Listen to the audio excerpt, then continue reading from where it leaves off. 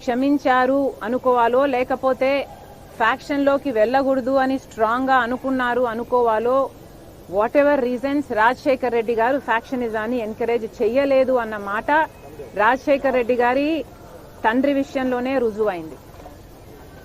రాజశేఖర్ రెడ్డి గారు లాంటి నాయకులు కల్చర్ని మార్చే నాయకులు. ఇంతకు ముందు ఎలా ఉన్నా కూడా కల్చర్ని మార్చి అభివృద్ధి వైపు, మంచితనం వైపు సమాజాన్ని తీసుకువెళ్ళాలి అని ప్రత్యేకంగా కృషి చేసి ఆ దిశగా పయనించిన నాయకులు.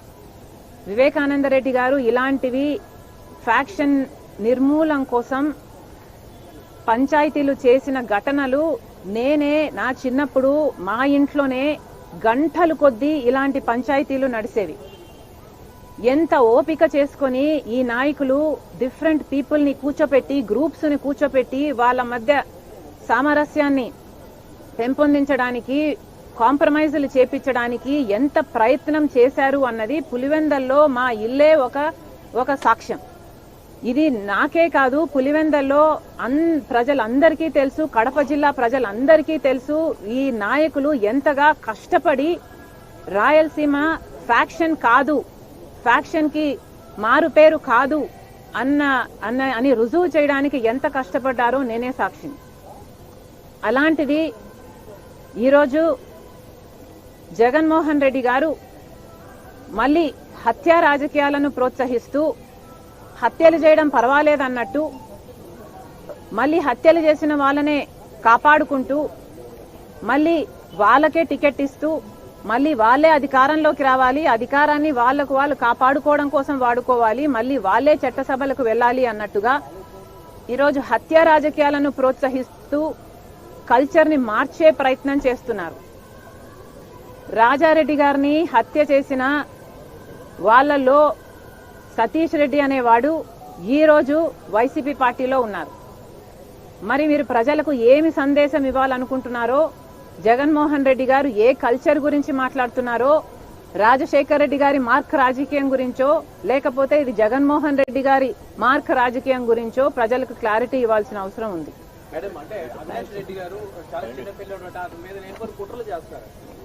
చెప్పాను కదమ్మా, ఐ ఆన్సర్డ్ దిస్ ఆల్రెడీ.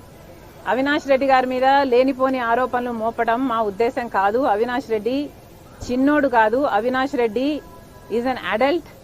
అయినా కూడా సాక్ష్యాలు తుడిపేస్తుంటే అమాయకంగా నిల్చున్నాడు పక్కన అని వాళ్లే చెప్తున్నారు.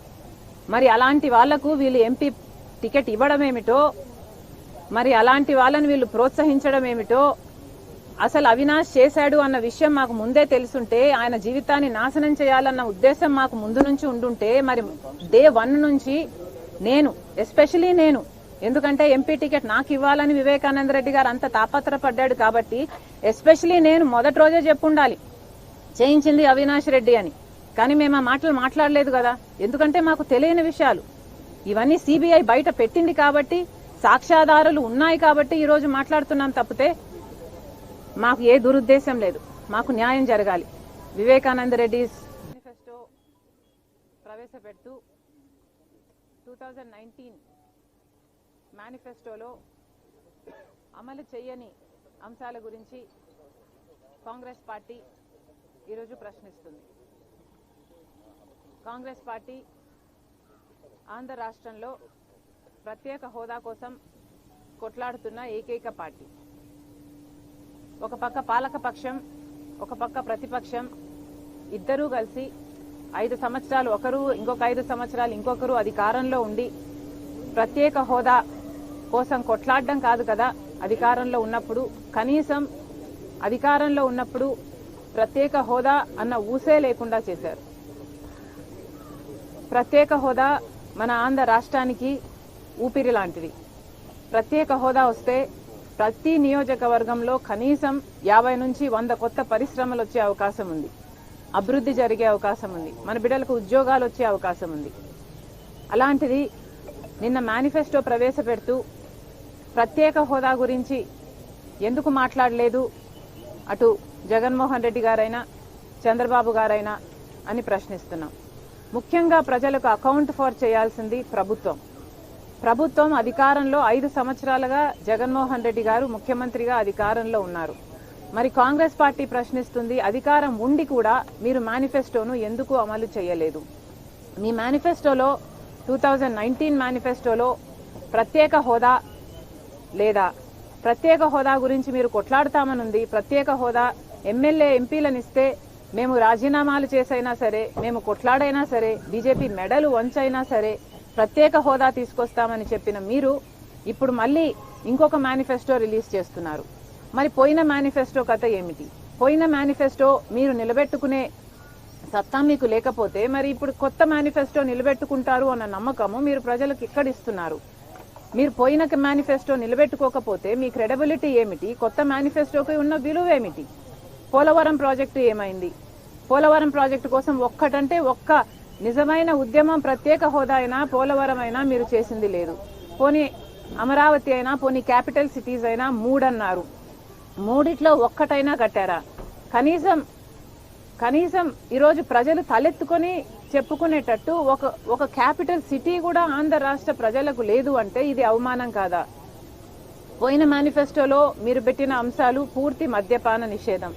మరి పూర్తి మద్యపాన నిషేధం మీరు ఎందుకు చేయలేదు? పూర్తి మద్యపాన నిషేధం చేయకపోతే మేము ఎలక్షన్లో కూడా ఓట్లు అడగము మళ్ళీ నెక్స్ట్ టైం వచ్చి అని చెప్పిన మీరు మేనిఫెస్టోలో పెడుతున్నాం మేము అని చెప్పి, మేనిఫెస్టో అంటే మాకు బైబిల్తో సమానము, ఖురాన్తో సమానము, భగవద్గీతతో సమానము అని చెప్పిన మీరు ఈరోజు మేనిఫెస్టోలో మీరు చెప్పిన మాట నిలబెట్టుకోకపోగా ఇప్పుడు మళ్ళీ కొత్త మేనిఫెస్టో రిలీజ్ చేస్తుంటే మరి పాత మేనిఫెస్టోకు మీరు విలువ ఇవ్వకపోతే మీ కొత్త మేనిఫెస్టోకు ప్రజలు ఎందుకు విలువ ఇవ్వాలి అని కాంగ్రెస్ పార్టీ ప్రశ్నిస్తుంది.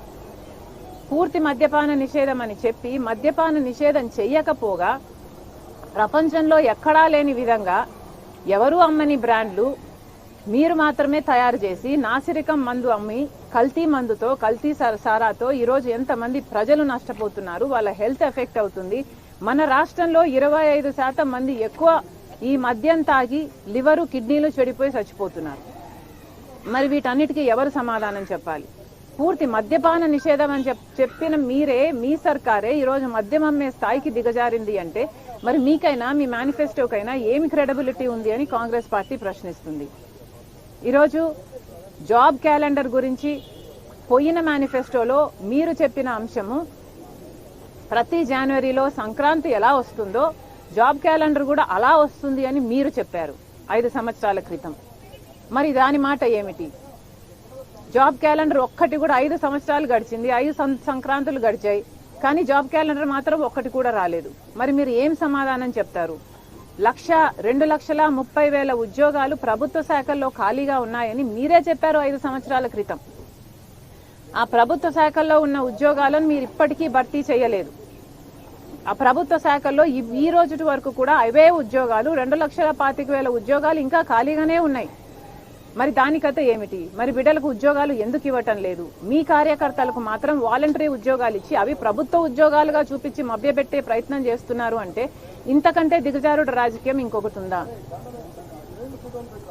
డిఎస్సి నోటిఫికేషన్లు మీరే చెప్పారు.